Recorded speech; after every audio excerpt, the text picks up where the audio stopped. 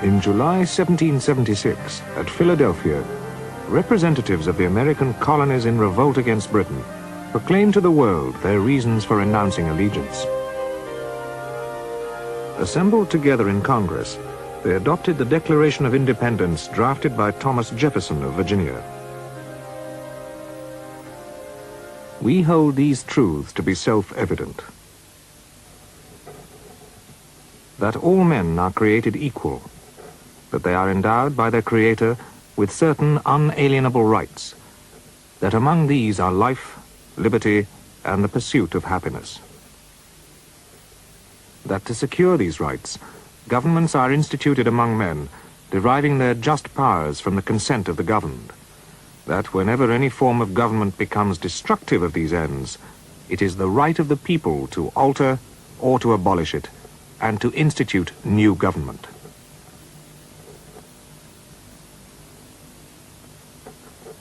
The King of Great Britain, the declaration went on, had shown himself a tyrant and usurper who must be resisted.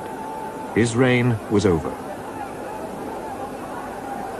The members of Congress approved the document and signed it one by one. John Hancock, President of Congress, signed first, with an enormous, bold signature to make sure that King George could read it without spectacles.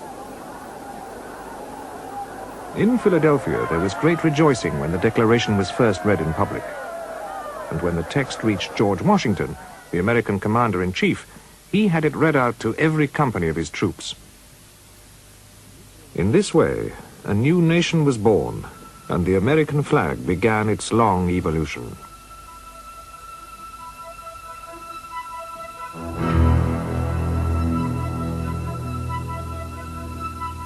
In retrospect, the secession of the 13 colonies appears almost inevitable. That is not how it appeared at the time. The ties to Britain were many and strong. The phrase, "the mother country," was full of meaning. Even the 4 Puritan colonies in New England, which had been settled by religious fugitives, had received royal charters of foundation, and all the other colonies owed their very existence to royal strategic and commercial policies. The Navigation Acts bound America to Britain in a mutually profitable trading relationship, and during the previous 50 years, Britain and the colonists together had beaten off threats from the French and the Spanish. When the Pilgrim Fathers sailed to America, they brought with them their culture, language, and religion. The English and the white Americans were one people. Individual colonies looked to London rather than towards each other for political support. In the 18th century, it took a generation of stupid blunders by the British to alienate the Americans. Even after the Revolutionary War broke out in April 1775 with the Battle of Lexington, it took 15 months for the rebel Congress to proclaim the final breach.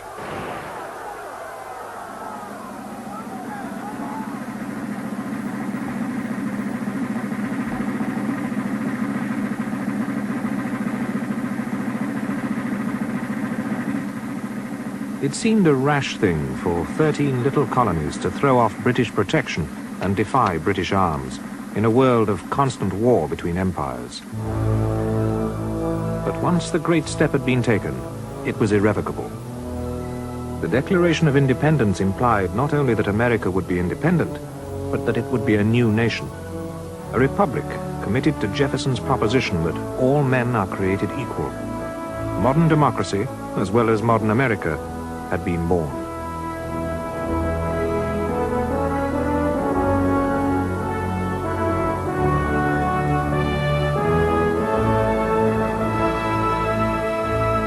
The Americans in 1776 had begun to create a new nation, but they had not got the organization to make it permanent. The war against Britain made progress difficult. There were victories, but quite as many defeats. In 1776, New York burned as the Americans fled. In 1777, they lost Philadelphia. In 1780, Charleston. The army, which Congress raised with difficulty and supported inadequately, would have collapsed but for the courage, wisdom, and fortitude of General George Washington. At Saratoga in 1777, the Americans' cause was assisted by the bad management of the British. whose generals had a genius for snatching defeat from the jaws of victory. The British general, Burgoyne, invading from Canada, advanced too far from his base, was cut off and forced to surrender. This event persuaded the French government into joining the war against Britain. In 1781, another British general was besieged and defeated by the Allies at Yorktown in Virginia. That was the end of the war, though peace was not signed until 1783. As the British soldiers marched off into captivity, their bands played a song called "The World Turned Upside Down." It was an apt comment, for a new age was indeed beginning. Victory over the British left the Americans looking for a new system of government. George Washington presided over a new meeting at Philadelphia in 1787. The business of this convention was to give America a constitution. After several months of hard work, in secret, the delegates unveiled the document which has governed the United States ever since. The Constitution is a document full of wise, practical detail, which in part explains its survival, but it owes its success chiefly to the main principles that govern it. It was no sudden break with the past. Since the British could no longer govern their North American empire, the Americans themselves took over the job. But they altered the machinery as little as possible. Instead of a king, they set up a president. Instead of a parliament, Congress. The old colonies were now states, but otherwise continued unchanged. Further, it was realized that the new country was far too big to be centrally governed. It took weeks to walk or ride the stagecoach route from Savannah, Georgia, to Boston. The territory to the north of Boston was largely wilderness. America now stretched from the Great Lakes almost to the Gulf of Mexico, from the Mississippi to the Atlantic. It would soon stretch even further west, taking over some of the land initially colonized by France and Spain. So a federal structure was adopted, a horizontal separation of powers. The national government was allotted certain national functions, such as defense. For the rest, the old states represented by the 13 stars were allowed to go on governing themselves as before. The Constitution gave America plenty of room to grow.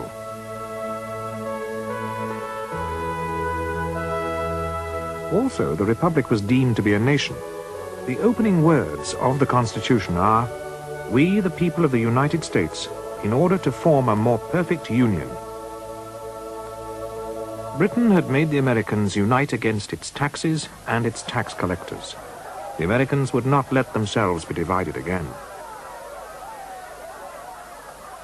Finally, limited government. The rights of individuals as well as states are spelt out in the first 10 amendments to the Constitution, signed in 1789 and ratified in 1791. They are known collectively as the Bill of Rights. Article 1 guarantees such things as freedom of religion and freedom of speech. These rights may not be overridden by the federal authorities. A careful separation, which has lasted ever since, was deliberately established between executive, legislature, and judiciary to prevent any tyrannous concentration of power.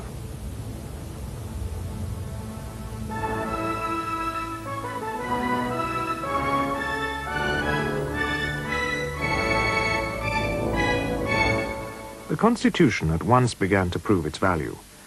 Poor men felt that it safeguarded their rights, and their loyalty was thus renewed. Rich men felt new confidence in the country's future and were ready to invest in it and to lend its government money. The Constitution became a national shibboleth. In the USA, what is unconstitutional is by definition wrong.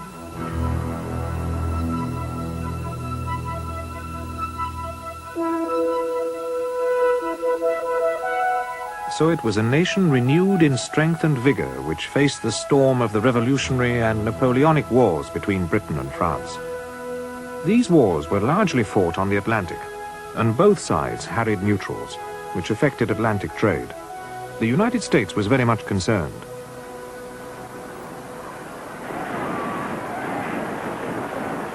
Until 1812, America remained neutral. But then British aggression drove President Madison to war, and the British left Washington burning. It was a vexatious period, but America snatched a great prize from it. In 1800, Napoleon Bonaparte forced Spain to cede an enormous area of North America to France. In 1803, the Americans managed to buy it for $15 million. The western boundary was the Rocky Mountains. At a stroke, the United States was doubled in size and became a real rival in power and territory to the Spanish Empire in the west and to the British colonies to the north in Canada.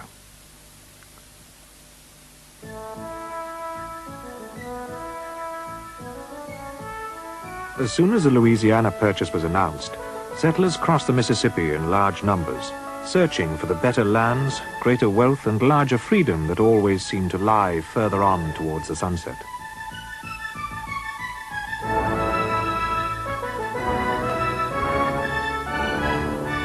This great movement of population went on until the end of the 19th century.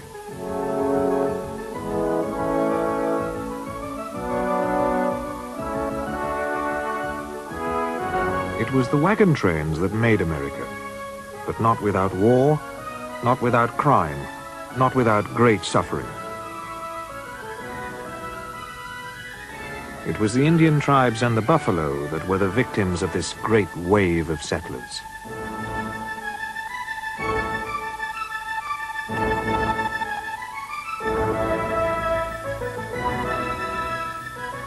The winning of the West was the most romantic episode in the history of America. It's one of the most stirring stories ever known.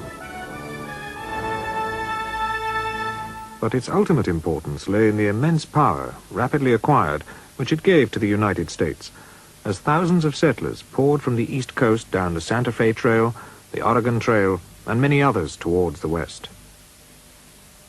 In 1790, the USA consisted of 13 small states on the Atlantic seaboard. In 1860, it consisted of 33 states, and the largely unorganized territories that once belonged to Spain. During this time, the population had grown from 4 million to 31 million. The puny federation of George Washington's time had become a great power in the wake of the settlers.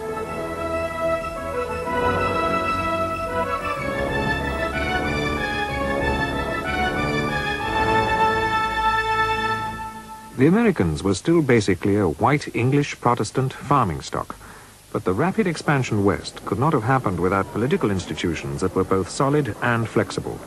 These the Constitution provided. All the rest had to come from the people. Their success proved how well they were adapted to their opportunities. It's true that the urban population on the East Coast expanded in the first half of the 19th century at a rate that has never been equaled. In 70 years, it went from about 200,000 to well over 5 million. Also, the Industrial Revolution soon took eager hold. The first steam railroad opened for traffic in 1830. 40 years later, the railway was the fashionable conveyance. Away from the cities, development continued. The forests were felled, and the prairies were plowed. The immense abundance of the virgin lands of America began to make itself felt, and by 1850 the United States was exporting 1 million bushels of wheat each year.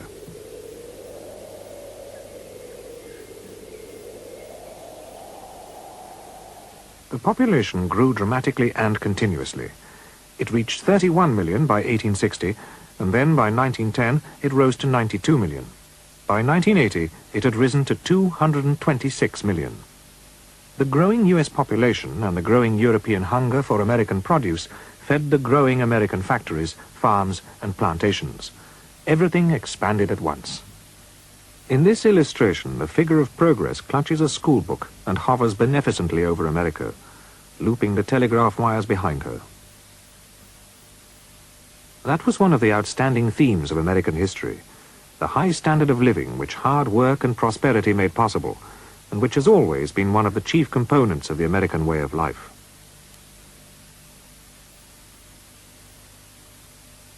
These linked phenomena of continental expansion, rising production, and a rising population were the work of an energetic, intelligent, and well-trained people. Their strength came from a coordinated effort, a necessity in the face of the rigors of the wilderness. They were also one of the best educated people in the world. Almost everybody believed that schooling was necessary and desirable for both men and women. The poor voters were able to use their political power to force the rich to pay for education. Primary education was almost universal in the Northeast and the Midwest, though not in the South, by the middle of the 19th century. Life was hard for most people, but Americans were inventive as well as resourceful. In this imaginary picture, the inventor of Morse code sits opposite the inventor of the pneumatic tire. At one side, the painter shows the inventor of the Colt revolver, and with him, the man who devised the McCormick Reaper, the forerunner of the combine harvester. This device made it possible to harvest enormous acreages of wheat with minimal labor. And the Whitney cotton gin revolutionized the large-scale cultivation of cotton. The exploration of the interior of America revealed new sources of great wealth. Geologists scoured the mountains and the valleys and discovered new deposits of copper, coal, lead, gold, iron, and oil. An ordinary workman discovered gold in California in 1848 and touched off the great gold rush of that year. Speculators and businessmen began to thrive. The 33 states flourished, though the investment capital often came from abroad.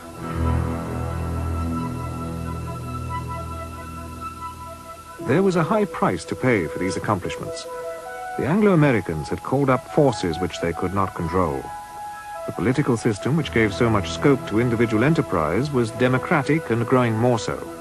But as the population expanded, power had to be shared by more and more people. The English Protestant population encouraged immigration, especially from Ireland, where there was famine. Then it discovered that it did not like the results. In the 1850s, there was a vigorous anti-immigrant political movement. The vociferous Catholic Irish were one of the main targets.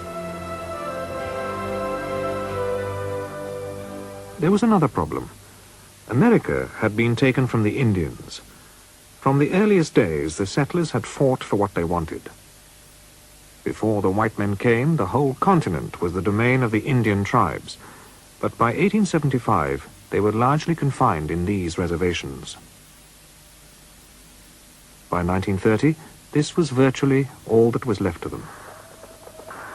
Throughout the 19th century, the U.S. Army was constantly at war with the Indians, trying to resolve the problems caused by settler greed and settler hostility to the tribesmen.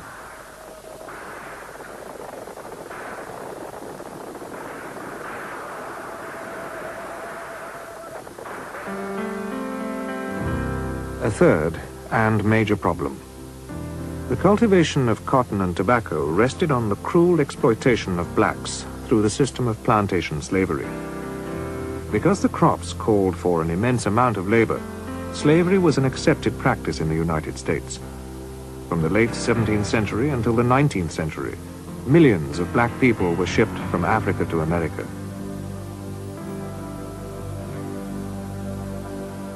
The survival of slavery into the 19th century was due to the immense profits made from the growth of cotton.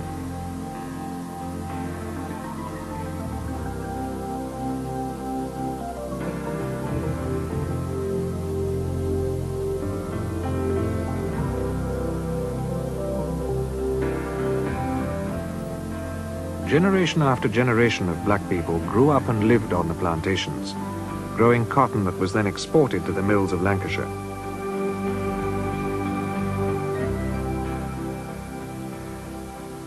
The whites of the cotton states could not bring themselves to discard a system which made so many of them so rich.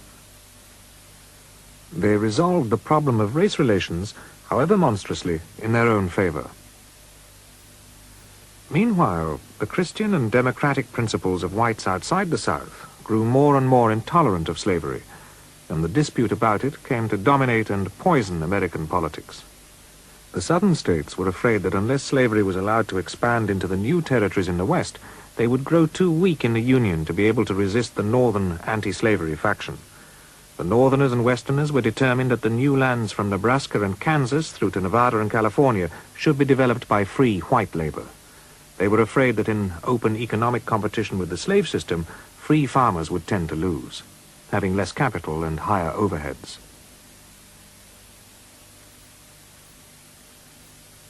By 1860, a breaking point had been reached. In that year, the election of an anti-slavery president, Abraham Lincoln, convinced the southern states that they were no longer safe in the Union. They broke away and formed a new and independent political group, the Confederated States. Almost all the slave-owning states joined in. The rest of the Union went to war to save the old republic.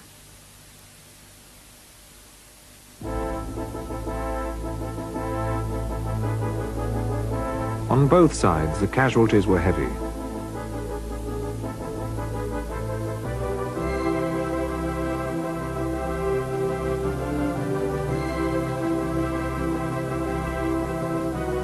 It was only after enormous suffering and 4 years of fighting, with the South in ruins, that the superior strength of the northern states prevailed.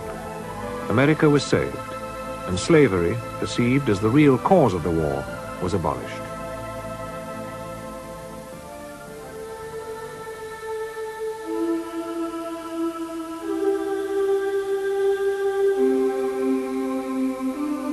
The settlement which followed the Civil War left American blacks, on the whole, still at the mercy of the white racists. For this, too, in due course, a terrible price would be paid.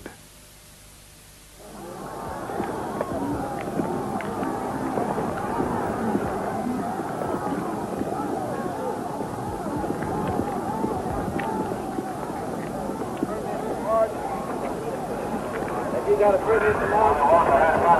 Yeah, all I'm going to wait. You have a chance to go to school and go home if you like or not. You understand? You're not going home. You're under arrest. Move behind the line. Move through the police line and behind the line.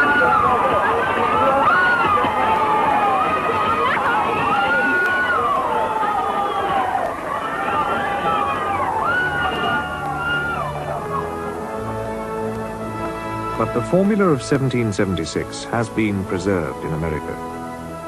A continental nation, conceived in liberty, as Abraham Lincoln put it, it still remains. Government of the people, by the people, for the people, has not perished from the earth. In the century and a quarter since the Civil War, America's economic achievements have spectacularly exceeded even the achievements of the first 100 years.